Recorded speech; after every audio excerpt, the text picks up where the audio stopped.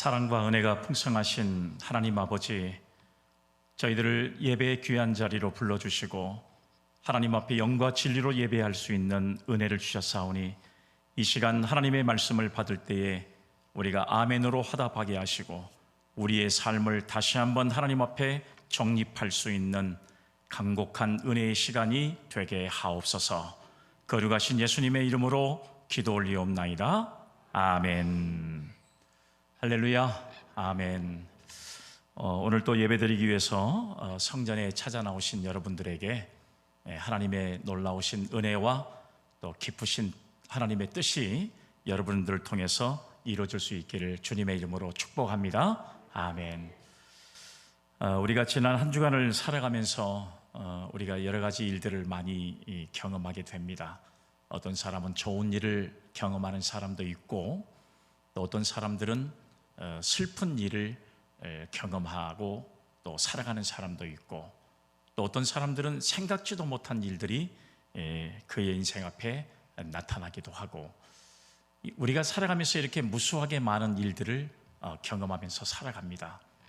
오늘은 하나님의 말씀을 함께 나누시면서 저와 여러분들이 오늘 명하신 말씀처럼 저희들이 우리의 인생에서 정말 행복했으면 좋겠다라고 하는 이런 부분에 대한 말씀들을 함께 나누시면서 저와 여러분들이 진짜 행복한 성도가 될 수 있는 그런 시간들을 다시 한번 각오하고 그리고 진짜 행복이 어떤 것인가 하는 것들을 다시 한번 깨달을 수 있는 우리 사랑하는 성도님들이 다 되시기를 주님의 이름으로 축복합니다. 아멘. 먼저 여러분들에게 질문을 한번 해볼랍니다. 여러분들은 행복하십니까? 또 생각해보고 대답하신 분들은 여러분들은 행복하십니까? 아멘. 여러분 이런 말씀들을 물어보기 딱 여러분이 이제 시작할 때는 여러분들의 삶이 정말 나는 행복하다 이런 부분에 대한 정립이 되어 있지 않으면 과연 내가 행복한가? 과연 내가 지금 불행한가? 이런 생각 때문에 쉽게 대답하지 못하는 경우들이 참 많아요. 우리가 실제적으로 제가 여러분들에게 묻고 있지만 대답하는 여러분들이 진짜 행복해서 행복하다고 대답하는 사람도 있지만 그렇지 않아서 행위는 남들이 들을까 봐 그냥 행복하다고 얼른 말해버린 사람도 아마 있으리라고 생각이 돼요. 그러나 여러분들의 신앙과 믿음 안의 관점을 바라보면서 과연 나는 행복한 삶을 살고 있는 성도인가, 하나님의 자녀인가 하는 것들을 다시 한번 깨달으면서 저와 여러분들이 진짜 행복한 성도들이 되시기를 주님의 이름으로 기원합니다. 아멘. 하나님께서는 여러분들이 진실로 행복하기를 원하십니다. 아멘. 얼마나 하나님이 우리를 행복하기를 원하신가 그러면 성경에 그 내용이 나와 있어요. 마태복음 13장 43절 말씀에 보면 그때의 의인들은 자기 아버지 나라에서 해와 같이 빛나리라. 아멘. 오늘 여기 성경의 말씀에 보니까 자기 아버지의 나라에서 해와 같이 빛나기를 바라는 바로 이런 마음이 아버지의 마음인 줄로 믿습니다. 아멘. 세상의 모든 것은 다 상대적인 면이 있는 것 같아요. 행복을 추구하는 마음이 있다면 행복 또한 어디인가 존재한다는 사실을 우리가 알 수 있잖아요. 그래서 지금도 많은 사람들이 어떻게 하면 행복해질 수 있을 것인가? 어떤 것이 진짜 행복이라고 하는 것을 우리가 찾아서 가야 되는 것인가? 고민하고 지금도 그 행복을 찾기 위해서 무단히 애를 쓰는 사람들이 세상에는 얼마나 많이 있는지 몰라요. 지금도 그 행복을 찾기 위해서 수많은 사람들이 과연 정말 행복이라고 하는 것이 무엇인가를 여러분도 지금도 찾기 위해서 헤매고 있는 이런 상황들을 우리가 볼 수가 있습니다. 저는 여러분 지나온 그 역사를 정립해 보면서 이런 관계로 좀 한번 서술을 좀 해봤습니다. 납득이 되실지 모르겠습니다만 한번 잘 보세요. 19세기를 우리가 역사를 돌이켜 볼 때 19세기는 어떤 역사를 가지고 있는 그런 세대였을까 생각해 보면 자유를 갈망하는 시대였습니다. 그래서 여러분 19세기는 데모도 그렇게 많이 일어났잖아요. 저희들도 학교 다니면서 데모 많이 했잖아요. 그렇기 때문에 이렇게 데모를 하는 이유는 뭐냐 그러면 자유를 갈망하는 사람들의 외침이 있었다고 하는 사실이에요.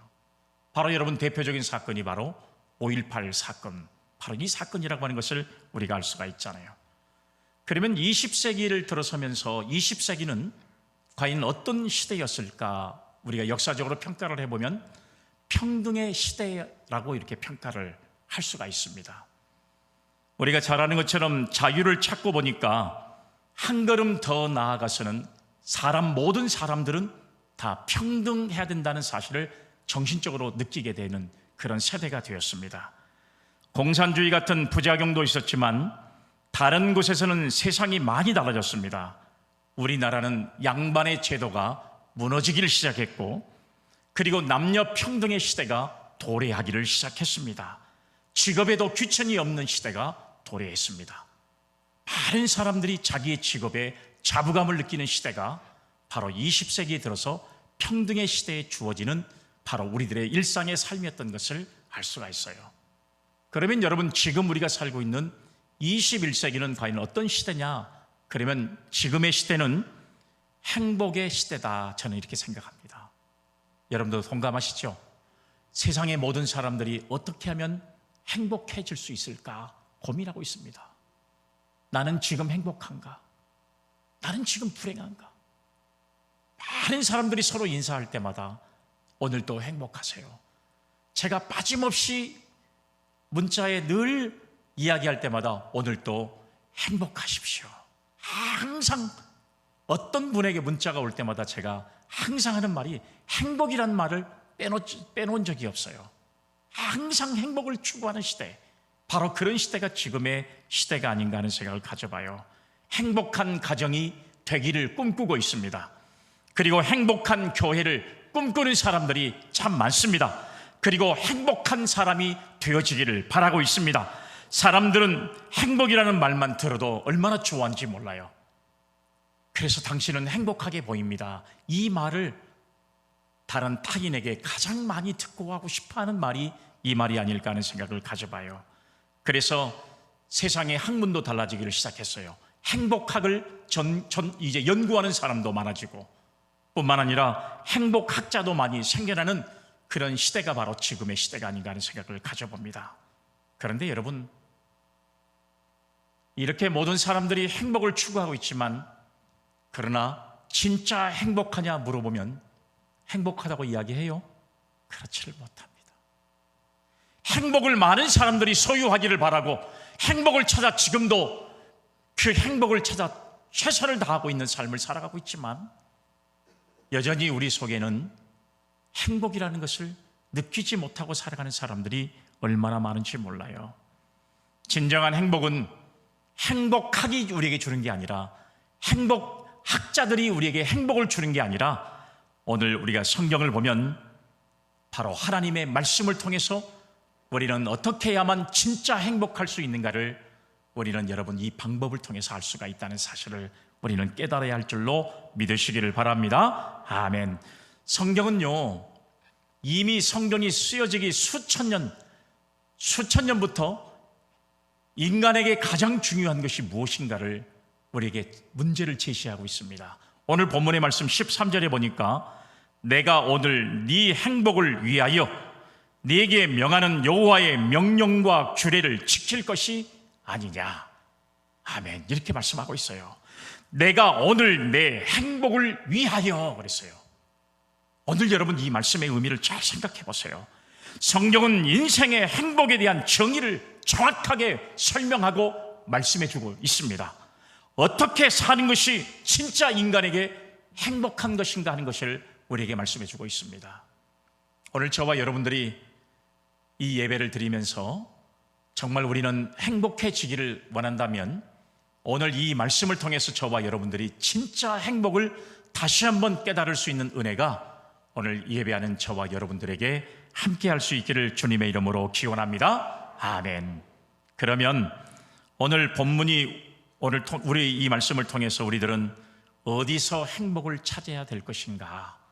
도대체 행복은 어디에 숨어 있는 것일까? 행복은 어떻게 해야만 우리가 누리고 살 수 있는 것인가? 하나님은 우리가 행복하기를 원하고 계시는데 우리는 지금도 행복하지 못한 인생은 왜 그런 것인가? 우리가 이 말씀들을 통해서 진짜 여러분들의 삶이 행복한 성도 되기를 주님의 이름으로 축복합니다. 아멘. 첫 번째 말씀은 행복은 소유에 있지 않습니다. 요 진리만 깨달으면 정말로 우리는 행복할 수가 있습니다. 행복은 소유에 있지 않습니다. 본문 14절 말씀을 보면 하늘과 모든 하늘과 땅과 그 위의 만물은 본래 내 하나님 여호와께 속한 것이로되, 이렇게 말씀하고 있어요. 여러분 말씀을 잘 보세요. 사람들은 행복을 소유하기 위해서 몸부림을 치고 있습니다. 아침에 일찍 일어나서 밤늦게까지 열심히 일하는 사람들에게 당신은 왜 그렇게 일을 하십니까? 물어보면 행복하기 위해서요. 다 이렇게 대답을 해요.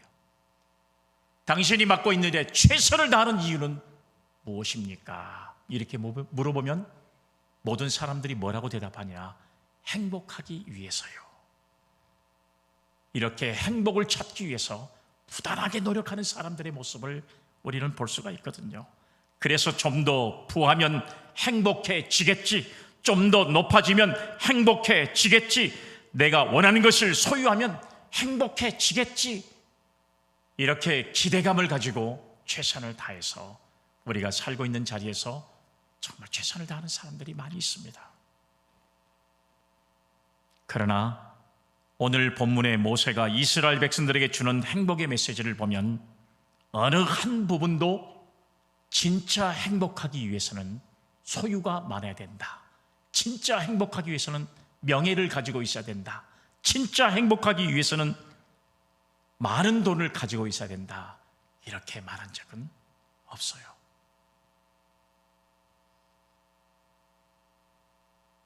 우리 모든 사람들이 행복해지기를 원하는 것은 인간의 욕구입니다. 그리고 헌법에서 보장하고 있는 것이 모든 사람은 행복할 수 있는 행복 추구권을 가지고 있는 것이 당연한 권리라고 생각이 돼요. 대한민국의 국민이라면 반드시 헌법에 보장되어 있는 대로 행복해야 될 권리를 가지고 있습니다. 그런데 우리 대한민국 사람들은 행복하냐 물어보면 그런 권리를 누리고 있음에도 불구하고 행복하지 못하다고 대답하는 사람들이 여전히 더 많은 것을 우리가 알 수가 있습니다. 실제적으로 성경도 여러분 이것을 이야기하고 있잖아요. 누가복음 12장의 말씀에 보면 한 부자가 농사를 해서 소출을 많이 얻었습니다. 농사를 해서 소출을 많이 얻었다는 것은 남보다 더 애를 썼고, 그리고 남보다 더 많이 수고했고, 그리고 남보다 더 일찍 일어나서 정말로 이제 농사를 잘 돌봤고, 그리고 남보다 더 노력을 해서 어떻게 하면 농작물이 많은 소출을 낼 수 있을까 연구도 했겠지 않습니까? 많은 돈을 들여서 비료도 주고 거름도 주고, 그렇기 때문에 다른 사람들에 비해서 많은 소출을 누리게 되었다고 하는 사실이에요. 얼마나 여러분 잘된 일입니까? 그런데 이 사람의 생각을 보세요. 내가 곡식을 쌓아둘 곳이 없으니 어찌할까? 이렇게 하리라. 내 곡간을 헐고 더 크게 짓고 내 모든 곡식과 물건을 거기 쌓아두리라. 또 내가 내 영혼에게 이르되, 영혼아, 여러 해 쓸 물건을 많이 쌓아두었으니 이제는 평안히 먹고 평안히 쉬고 그리고 행복하게 살자, 이렇게 결단을 했습니다. 그런데 이런 사람에게 예수님께서 뭐라고 말씀하시냐? 어리석은 자여, 이렇게 예수님께서 말씀을 하십니다. 어리석은 자여. 사랑하는 여러분, 오늘 여러분 그 영혼이 어리석다고 하는 예수님의 이 말씀은 굉장히 중요한 의미를 가지고 있다고 생각이 되어진 것입니다. 누가복음 12장 15절 말씀에 보니까 그들에게 이르시되 삼가 모든 탐심을 물리치라. 사람의 생명이 그 소유에 넉넉한 데 있지 아니하리라 하시고, 할렐루야, 아멘. 사랑하는 여러분, 사람의 생명이 그 소유에 넉넉한 데 있지 아니하리라고 성경은 우리에게 행복의 조건을 말씀해 주고 있습니다. 행복으로 말하면 행복이 소유의 넉넉함에 있지 않다는 것입니다. 행복은 소유해서 찾으면 찾을수록 행복은 멀어질 수밖에 없다는 것이 예수님의 말씀이에요. 여러분, 이 말씀은 뭐예요? 농부가 농사를 져서 많은 농부를 결실을 맺었다면 그 다음에 욕심은 더 커지고 또 더 많은 욕심을 내고, 그러다 보면 농부는 행복에 대한 감사 이런 것들이 없어지고 더 욕심만 부리다가 결국에는 인생이 그렇게 전락해버리고 말 수밖에 없다는 거예요. 욕구가 크면 클수록 여러분 행복이 우리에게 찾아오던가요? 절대 그렇지 않습니다. 인간의 욕구가 커지면 커질수록 사람은 자꾸 비천에 처할 수밖에 없는 상황이 전개되는 겁니다.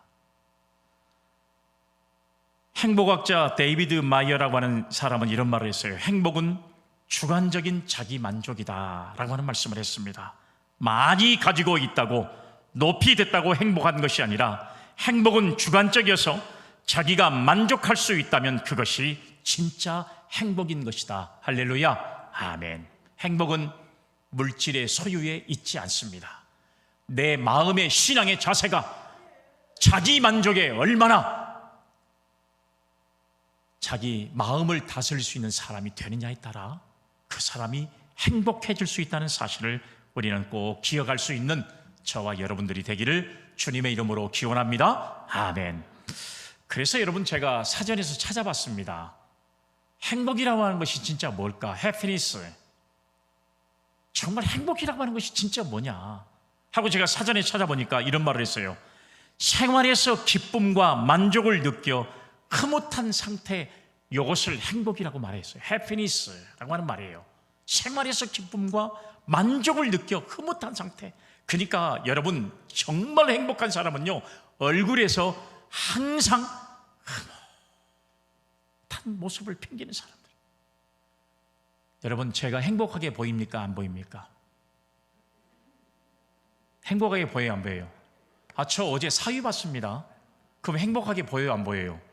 행복하겠죠. 그 여러분들도 행복했으면 좋겠습니다. 사랑하는 여러분, 오늘 행복이라고 하는 것은 생활 속에서 기쁨과 만족함을 느껴서 늘 항상 얼굴이 흐뭇한 관계를 갖고 있는 것이 바로 진짜 행복한 사람이에요. 제가 여러분들에게도 말씀드린 적이 있지만 윤리학에 보면 이런 말이 있어요. How can I live in the good life? 어떻게 하면 사람이 행복해질 수 있느냐? The good life. 이게 해피니스라고 하는 말로 제가 이야기를 한번 한 적이 있었어요. 그럴 때 여러분, 괴변론자들은 뭐라고 그랬냐? 가장 인생이 행복할 때는 언제냐? 이건 여러분 중세 철학자들이 했던 질문이에요. 그 사람이 행복해질 수 있는 방법이 어떤 방법이냐? 그들은 말하기를 뭐라고 말했냐? 육체적인 쾌락이다라고 생각했어요.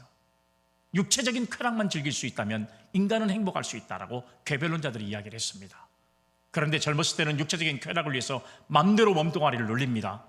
그런데 육신이 늙어지고 점점 피폐해지고 나면 육신의 쾌락도 만족을 인간에게 줄 수가 없습니다. 그래서 그 다음에 철학자 소크라테스가 사람이 진짜 행복하기 위해서는 어떻게 해야 되냐? knowledge라고 하는 말로 샀어요. knowledge라고 하는 거 뭐예요? 알아야 된다, 그 말이에요. 알아야 된다. 아는 것이 인간에게 진정한 행복이다라고 이야기를 한 겁니다. 아는 것이, 많이 알고 있어야 사람은 행복해질 수 있다라고 이야기를 했어요. 물론 여러분, 그 뒤에 철학자들은 또 다른 이야기들을 하고 있습니다만 제가 그걸 말하는 게 아니에요. 사람은 진짜 행복해지기 위해서는요, 그 행복의 조건은 소유에 있지 않다는 사실을 꼭 깨달을 수 있는 우리 믿음의 성도님들이 다 되시기를 주님의 이름으로 축복합니다. 아멘.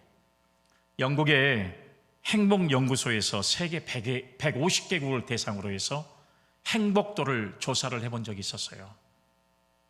이 행복도를 조사했는데 그 행복도에 1등을 한 나라가 어디였냐? 방글라데시라고 하는 나라예요. 방글라데시. 이 방글라데시는요, 우리가 잘 아는 대로 가장 세계에서 가난한 나라 중에 하나입니다. 그리고 질병도 제일 많은 나라 중에 하나예요. 그리고 에이즈가 가장 상황으로 이루어진 나라가 바로 이 방글라데시입니다. 그러니까 한마디로 말하면 이 나라는 여러분, 국민들의 희망이라고 하는 것은 전혀 없게 보이는 거예요. 우리가 겉에서 볼 때는 가난하지요. 병든 사람 많지요. 에이즈가 심한 나라지요. 여름에 비가 내리면 홍수는 져서 나라가 물난리로 것이 가지고 있는 살림살이도 다 날려버리고 말지요. 이런 나라 사람들인데도 불구하고 자기들은 제일로 행복하다고 생각하는 사람들이 전 국민의 굉장히 많은 수를 차지한다고 하는 사실을 우리가 알 수가 있습니다. 그런데 정말 중요한 것은 뭐냐면 우리 대한민국의 행복 지수는 얼마나 될까? 통계에 보면 그래도 우리나라는 34등을 차지했더라고요. 그런데 더 중요한 것은 뭔지 아세요? 태평양을 끼고 있는 나라 18개국 가운데 대한민국이 행복 지수가 가장 낮은 나라로 여러분 이렇게 기록이 되어 있습니다. 여러분, 과거에 비하면 우리 대한민국은 얼마나 물질이 충만한 나라입니까? 대한민국을 세계 모든 사람들이 부러워하고 있는 나라에 살고 있습니다. K-팝이 여러분 이제 전 세계로 유행하면서 수많은 젊은이들이 이 코로나가 풀리고 나면 가장 가고 싶은 나라를 대한민국을 꼽고 있어요. 세계 모든 나라가 대한민국을 주목하고 있습니다. 그런데 실제적으로 대한민국 사람들은 내 자신이 행복하지 않다고 이야기하는 겁니다. 대한민국 우리 사람들이 정말 당신은 행복하십니까? 대답하는 사람이 20%도 되지 않아요. 나머지 10명 가운데 8명은 나는 행복하지 않습니다. 우리 여기 10명 가운데 저는 행복해요. 누구요? 또 한 사람은? 이렇게 된다면 생각해 보세요. 10명 가운데 2명만 행복하고 나머지는 불행하다고 생각하는 겁니다. 세계가 부러워하고 있는 대한민국에 살고 있는 저와 여러분들이 지금도 만족하지 못하고 살고 있는 것이 현실이라고 하는 사실을 알 수가 있습니다. 그러면 왜 이렇게 행복의 지수가 낮을까? 도대체 왜 행복의 지수가 낮을까? 그것은 바로 추구하는 욕망이 너무 크기 때문에 그렇습니다. 사람들이 행복을 소유의 외적 조건으로 찾으려고 하고 있기 때문에 결국에는 사람이 소유 때문에 행복하지 못한 경우들이 있습니다. 성경에도 부자 청년이 예수님을 찾아옵니다. 선생님, 어떻게 하면 내가 행복해질 수 있겠습니까? 이렇게 물어볼 때 예수님께서 계명을 다 지켰냐? 예, 저는 어릴 때부터 계명을 다 지켰습니다. 그러면 너에게 부족한 것이 하나 있는데 네가 가지고 있는 재물을 가난한 사람들을 위해서 자 베풀어라, 이렇게 이야기를 했어요. 그랬더니 이 청년은 근심하면서 예수님 곁을 떠나버리고 말았어요. 여러분, 이걸 보면서 재물이 많은 것이 행복해요? 구원을 받는 것이 행복해요? 어떤 것이 행복합니까? 구원받는 것이 진짜 행복한 것을 이 청년은 깨닫지 못하고 물질 때문에 구원과는 먼 삶을 살아갔던 모습을 우리가 볼 수가 있는 겁니다. 우리 사랑하는 성도님들, 우리의 행복은 절대 여러분 소유에 있지 않다는 사실을 꼭 깨닫는 저와 여러분들이 되시기를 주님의 이름으로 기원합니다. 아멘. 두 번째는 행복은 하나님이 주시는 겁니다. 행복은 하나님이 주시는 거예요. 본문 12절로 13절 말씀을 보니까 이스라엘아, 내 하나님 여호와께서 내게 요구하신 것이 무엇이냐? 곧 내 하나님 여호와를 경외하며 그의 모든 도를 행하고 그를 사랑하며 마음을 다하고 뜻을 다하여 내 하나님 여호와를 섬기고 내가 오늘 내 행복을 위하여 내게 명하는 여호와의 명령과 규례를 지킬 것이 아니냐. 아멘. 이렇게 말씀하고 있네요. 먼저 알아야 할 것은 행복은 목표가 아니라 행복은 뭐예요? 결과라는 사실이에요. 그런데 우리들은 행복을 목표로 삼고 있단 말이에요. 목표가 아니라 결과로 주어진 것이 행복인데 지금 모든 사람들은 전부 목표로만 행복하기를 바라는 것이 사람들의 마음이에요. 하나님을 진실로 경외하고 그의 명령과 규례를 지킬 때에 하나님의 뜻대로 살아가는 신앙과 믿음의 삶을 살아갈 때에 진짜 행복해질 수 있는데 사람들은 무엇인가 이루어지고 나야 행복해지고 그리고 나야 내가 예수를 믿겠다고 생각하는 사람들이 있어요. 신앙생활을 거꾸로 하는 겁니다. 하나님을 믿고 하나님을 경외했더니 축복되고 행복해지고, 그리고 나서 인생을 살아가야 진짜 우리가 행복한 것인데요. 그러니까 우리는 목표가 행복을 위해서 살아가는 게 아니라 결과물로 행복이 우리에게 주어졌구나 라고 하는 사실을 꼭 깨달을 수 있는 저와 여러분들이 되시기를 주님의 이름으로 기원합니다. 아멘. 16절 말씀을 보니까 그러므로 너희는 마음에 할례를 행하고 다시는 목을 곧게 하지 말라. 이 말은 무슨 말이에요? 여러분, 겸손이라 그 말이잖아요. 말씀대로 겸손하면서 하나님을 경외해 보세요. 은혜를 하나님께서 주시면 행복은 절로 올 줄로 믿으시기를 바랍니다. 낮추면 아무것도 어렵지 않게 되는 것입니다. 여러분, 자기를 낮추고 그리고 자기를 비워버리면 인생은 행복이 돌아오게 되는 거예요. 내가 더 높은 목표치를 향하고 있고 더 욕심이 끝도 갓도 없고 더 욕구가 충만하면 충만할수록 내 자신은요 절대 행복해질 수가 없어요. 행복해지지 않습니다. 말씀대로 하나님을 경외하고 섬기면 그 다음부터 결과로 오는 것이 바로 우리의 인생이 행복해진다는 사실을 반드시 믿을 수 있기를 주님의 이름으로 기원합니다. 아멘. 이웃 사랑하는 것이 어렵습니까? 낮춰 보세요. 주님의 마음이 되어서 함께 웃고 함께 울 수 있게 되는 사람이 됩니다. 그러면 자기 자신도 행복해지는 겁니다. 여러분, 봉사하는 것이 어렵습니까? 낮춰 보세요. 나도 모르게 손이 움직이고 조금 더 여러분 이런 헌신의 삶을 살아가면 처음에는 힘들어도 나중에는요 이런 것들이 힘들지 않고요 행복해지는 것을 깨닫게 될 줄로 믿으시기를 바랍니다. 아멘. 교회에 오는 것이 힘듭니까?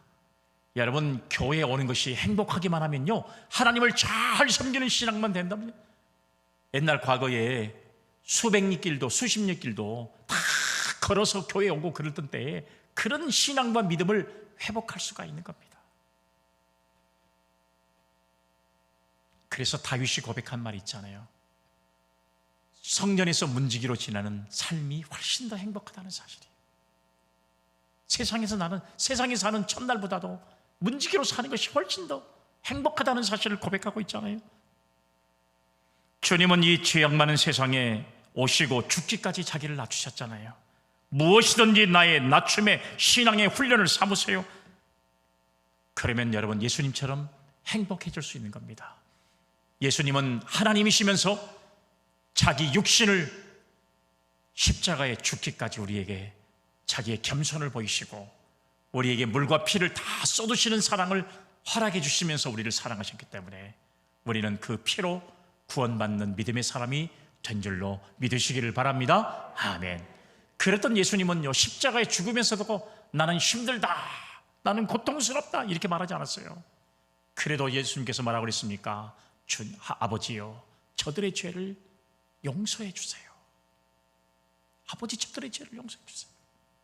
이렇게 기도할 수 있는 행복자가 진짜 예수님이었다는 사실이에요. 하나님을 경외할 때 하나님은 우리 인생에게 건강 주십니다. 내가 왜 건강하지 못할까? 하나님을 바르게 섬기면 건강의 기쁨도 우리에게 찾아온다는 사실이에요. 말라기 4장 2절 보세요. 내 이름을 경외하는 너희에게는 공의로운 해가 떠올라서 치료하는 광선을 비치르니 너희가 나가서 외양간에서 나온 송아지같이 뛰리라. 할렐루야. 아멘. 사랑하는 여러분, 목사님 헌신하려고 하니까 다리가 아프고 교회 올라가니까 허리가 아프고 시장에 가려면 안 아프던 다리도 교회 올라오면 왜 이렇게 아프고 힘들고 봉사만 하려고 하면 힘들고, 이유가 뭔지 아세요? 오늘 여러분 여기에 하나님을 잘 경외하면 우리의 인생이 정말로 행복해질 수 있다는 사실이에요. 오늘 성경이 말씀하고 있잖아요. 외양간에서 나온 송아지같이 뛸 수 있는 은혜가 오늘 여러분, 저와 여러분들 모두에게 함께 할 수 있기를 주님의 이름으로 축복합니다. 아멘. 그런데 최근에 여러분 결과를 보니까 여러분 정말 놀라운 결과네요. 기독교인들이 장수한다는 결과가 나왔습니다. 오래 산다면 다들 좋아가지고, 저도 그래요. 솔직히 말해서 저도 오래 살았으면 좋겠다 생각이 돼요. 여러분도 마찬가지죠? 왜 대답을 안 해요? 속으로는 좋아, 막 좋아서 너무 표정도 하고 싶으면서. 그런데 실상은 여러분, 오래 살고 싶다고 오래 사는 게 아니에요. 빨리 가고 싶다고 빨리 가는 것도 아니에요. 하나님이 우리 인생에 주신 만큼 우리가 가는 겁니다. 이건 거슬릴 수가 없는 거예요. 그런데 여러분, 이 결과 보고서에 이렇게 나왔어요. 시편 121편 7절로 8절의 말씀에 보니까 이런 말씀이 있네요. 여호와께서 너를 지켜 모든 환난을 면하게 하시며 또 내 영혼을 지키시리라. 여호와께서 너의 출입을 지금부터 영원까지 지키시리라. 아멘. 사랑하는 여러분, 이 말씀이 뭐예요? 하나님을 사랑하고 경외해야 하나님이 늘 돌봐주신다. 할렐루야. 아멘. 그리고 환난을 면제시켜 주신다는 사실을 우리에게 말씀해 주고 있어요. 그러니까 행복은 누가 주시는 거예요? 하나님이 주시는 겁니다. 이거 믿으시기 바랍니다. 아멘. 우리나라 사람들이 일생 동안에 아픈 기간을 조사를 해봤어요. 이런 일이 없어야 되는데, 아픈 기간을 조사해 보니까 남자는 평균 13년을 아프다가 합니다. 이게 여러분 19.4%예요. 그런데 여성은 이보다 좀 더 오래 가요. 24%가 아픈 상태로 지내는 사람들이에요. 그러니까 많으면 10명 가운데 3명은 정말로 고통스러운 그런 병상 생활을 오랫동안 할 수밖에 없다는 그런 이야기가 여러분 이렇게 입증된 자료가 있다고 하는 사실이에요. 그러나 여러분, 하나님을 정말로 경외하는 자에게는 하나님께서 이런 환난을 면제시켜 주신다는 사실을 믿을 수 있기를 간절히 부탁을 드립니다. 아멘. 여러분, 우리가 이런 것이 염려가 되는 사람들은요, 조금 지금부터 신앙생활을 잘 정립해야 할 필요성이 있어요. 내가 몸이 아프다 그러면 더 열심히 신앙생활하고 더 하나님 앞에 충성스러운 사명을 감당하고, 내가 예배를 드리기 위해서 더 최선을 다하고 새벽에 열심히 하나님 앞에 더 기도하는 신앙과 믿음을 가져야 하나님께서 우리에게 이런 은혜를 반드시 저와 여러분들에게 허락하시고 이런 환난을 면제시켜주는 하나님의 은혜를 경험하는 성도님들이 될 줄로 믿으시기를 바랍니다. 아멘. 그런데 여러분, 저는 우리나라가 이제 2030년이 되면 얼마 안 남았잖아요. 그러면 여러분, 이 65세 이상의 노년 인구가 폭발적으로 많아져서 경제적인 부담이 가장 많은 나라 중에 한 나라가 될 것이다, 이렇게 얘기를 하고 있어요. 저는 여러분 아니라고 생각해요. 지금 65세 되신 분들 가운데 쉬는 분들이 누가 있습니까? 다 여러분 무슨 일이든지 다 나름대로 일을 하고 있잖아요. 그렇다고 생각한다면 이런 예측이 잘못되기를 저는 간절히 바라는 겁니다. 정말 우리 대한민국이 정말 많은 사람들이 하나님 곁에 나와서 하나님 앞에 열심히 최선을 다해서 신앙생활하면 지금 세상의 모든 나라들이 대한민국이 가장 세상에서 제일 먼저 없어질 나라라고 이렇게 예견하고 있지만, 이것들이 잘못 예상이 돼서 대한민국은 영원히 하나님의 은혜 가운데 하나님의 축복을 받는 나라로 남을 수 있는 그런 대한민국이 될 수 있기를 간절히 주의 이름으로 축복합니다. 아멘. 마지막 세 번째는요, 정말 저희들이 행복할 수 있는 방법은 어떤 방법이냐? 찬송하는 사람은 행복하다는 사실이에요. 아멘은 하고 왜 찬송은 잘 안 하십니까? 찬송하는 사람이 행복하다는 것입니다. 본문 21절 말씀을 보니까 그는 내 찬송이시요 내 하나님이시라. 아멘. 할렐루야. 아멘. 그는 내 찬송이시요 내 하나님이시라. 하나님은 우리의 찬송이십니다. 하나님을 늘 찬송해 보세요. 하나님을 사랑하게 됩니다. 찬송하면 생각만 해도 눈물이 나고 기쁨이 생겨납니다. 사랑은 행복의 절대적인 조건입니다. 사랑하는 대상이 있어야 행복할 수 있는 거거든요. 여러분 그러지 않아요? 사랑하는 대상이 있어야 그 사람이 정말 건강한 사람이 될 수 있는 거예요. 사랑하는 사람이 없으면 건강하지가 않습니다.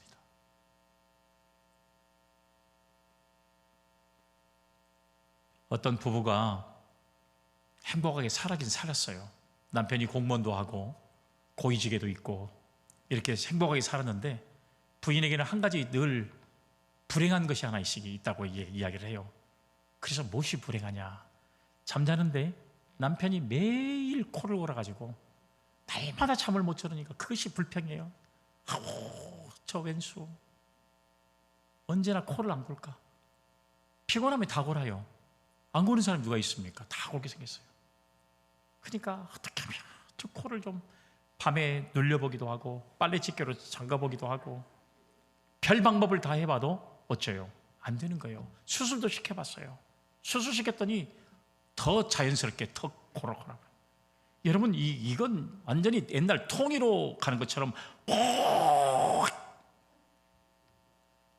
언젠가는 코를 너무 많이 골다가 조용하니까 이게 사람이 죽었나 싶어서 여러분들 보면 푹 하는 거예요. 또 그러니까 이 부인은 항상 남편이 코 고는 것이 문제였습니다. 그래서 자기 생각에 제발 코 좀 안 고는 사람하고 그런 세월을 좀 살아봤으면 좋겠다 이렇게 말했더니 정말 이런 생각도 하지도 마세요. 남편이 얼마 있다가 죽었어요. 정말 과로, 이제 공무원 사회에서 과로가 돼가지고 제가 알아보니까 공무원 과로가 돼가지고 돌아가시게 됐어요. 그리고 나서 그분에게 잠이 잘 오십니까? 소리가 안 들리니까 잠이 온다는 거예요. 잠이 안 온다는 거예요. 코 고는 소리가 제발 그 시끄러운 소리가 돼도 좋으니까 코 고는 소리가 들렸으면 좋겠다. 그러니까 여러분 그때 나온 노래가 있을 때 잘해. 후회하지 말고 그랬으면 좋겠다. 행복이 내 곁에 있으면 행복이 소중한 줄을 깨닫지를 못하는 거예요. 사랑하는 여러분,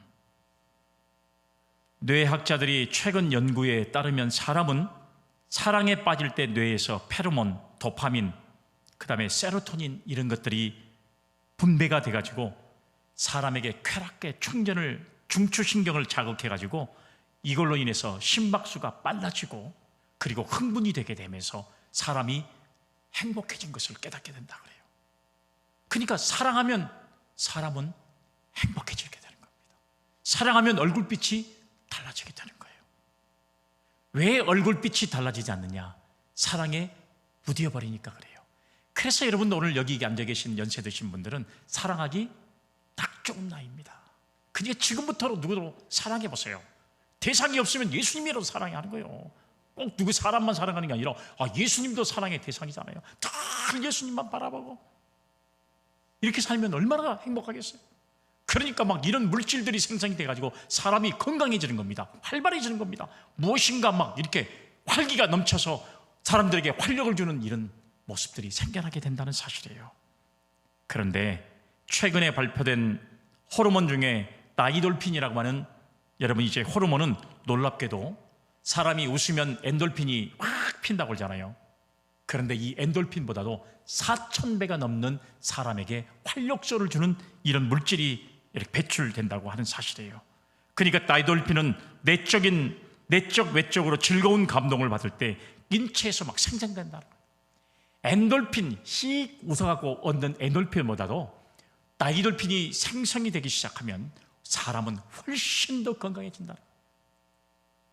피부도 좋아지고 얼굴에 생기가 돌고 인생에 무엇인가 막 생기가 도는 이런 삶을 살아가는 그런 믿음의 사람인 줄로 우리가 믿으시기를 바랍니다. 연세 드신 부부가 진짜 사랑하고 손잡고 다니고 이렇게 보면요, 두 분들은 연세만 많아질 뿐이지 진짜 여러분 죄송하지만 늙지도 않고 행복한 그런 부부의 모습인 줄로 생각해요. 그런데 아무리 젊어도 손잡고 다니지 않고 남편은 앞에 그 다음에 여자는 10보 뒤에 걸어가 버리면 아무리 젊어도 생기가 사라져버린 것 같아요. 사랑하는 여러분, 오늘 여러분 그런데 중요한 것은 뭐냐 그러면 이렇게 엄청난 나이돌핀이 인간으로 하여금 삶의 어떤 새로운 욕구를 막 만들어낼 수 있는 그런 상황이 됐는데 이것보다 훨씬 더 좋은 방법은 뭐냐? 하나님을 찬양하는 것인 줄로 믿으시기를 바랍니다. 아멘. 이건 영적인 은혜예요. 세상에서 경험하지 못한 영적 스피리추얼 파워가 오늘 여러분 인간에게 찾아오게 되면 사람은 다이돌핀보다도 훨씬 더 많은 인간의 자극적인 요소로 인해서 더 하나님을 영화롭게 하면 인간은 행복해질 수밖에 없는 존재가 될 수 있다는 사실이에요. 예수 믿으면서 이런 은혜를 누리지 못하면 여러분, 이건 여러분 잘못된 신앙생활을 하는 것과 마찬가지라고 하는 사실이에요. 오늘 저와 여러분들이 정말 이 찬송하는 소리가 우리의 가정과 내 입에서 떠나지 않기를 주님의 이름으로 축복합니다. 아멘. 목사님, 저는 유행가는 좀 잘 부르는데 통 찬송가는 잘 못 부릅니다. 난 이건 이해가 되지 않아요. 우리가 여러분 하나님 앞에 찬송을 드릴 때 얼마나 마음에 감동이 됩니까? 어떤 사람들은 죄송하지만 찬송가를 부르면서는 아무런 감동을 못 받다가 유행가만 들으면 눈물을 흘리고 그런 사람들이 감동이 되고, 이런 사람들은 잘못된 거예요. 이 가슴이 터지도록 여자이기 때문에 요거 들으면 아이고 이렇게 하다가 찬송 들으면 맹맹해 가지고, 이건 잘못된 거예요. 이 가슴이 터지면 어쩝니까? 터져버리는 것이지. 여자이기 때문에 주님은 우리보다 더 큰 은혜를 우리에게 주시는 그런 사랑, 그 십자가의 은혜를 여러분 찬송을 통해서 우리에게 감동을 주는데 우리는 그런 은혜를 누리지 못한다는 것은 큰 문제가 아닐 수 없어요. 신명기 6장 4절로 5절 말씀을 한번 보겠습니다. 이스라엘아 들으라, 우리 하나님 여호와는 오직 유일한 여호와시니 너는 마음을 다하고 뜻을 다하고 힘을 다하여 내 하나님 여호와를 사랑하라. 또 출애굽기 20장 6절, 나를 사랑하고 내 계명을 지키는 자에게는 언제까지요? 천대까지. 할렐루야. 천대까지 하나님께서 복을 주시겠다는 약속의 말씀을 우리에게 주셨습니다. 하나님은 우리가 행복하기를 원하십니다. 아멘. 그러기 위해서 독생자 예수를 보내주셨고 믿고 사모하는 자에게 행복의 성령을 부어주셨습니다. 우리 인생의 본분은 하나님을 영원롭게 하고 그를 영원토록 즐거워하는 것입니다. 우리 모두 하나님을 믿고 그리고 다른 곳에서 행복을 찾지 말고 오직 그리스도를 믿고 하나님을 우리가 사랑하고 즐거워함으로 성령의 충만한 은혜를 통해서 저와 여러분들이 정말 세상이 주지 못하는 그런 기쁨과 은혜 가운데 여러분 우리 모두가 다 행복한 삶을 살아가는 믿음의 성도들이 다 되시기를 주님의 이름으로 축복합니다. 아멘. 거룩하신 하나님 아버지, 하나님의 은혜와 사랑을 진심으로 감사합니다. 내가 오늘 내 행복을 위하여 라고 하는 이 말씀을 통해서 우리에게 행복을 주시는 분은 하나님이시라는 사실을 다시 한번 깨닫고, 우리가 물질의 소유가 행복의 조건이 아니요 오직 하나님을 찬양하고 기뻐하는 것이야말로 우리가 행복해질 수 있는 진정한 삶이라는 것을 다시 한번 깨달으며 하나님께만 영광을 돌릴 수 있는 성도의 삶을 결단하는 저희들 다 되게 하옵소서. 거룩하신 예수님의 이름으로 기도 올리옵나이다.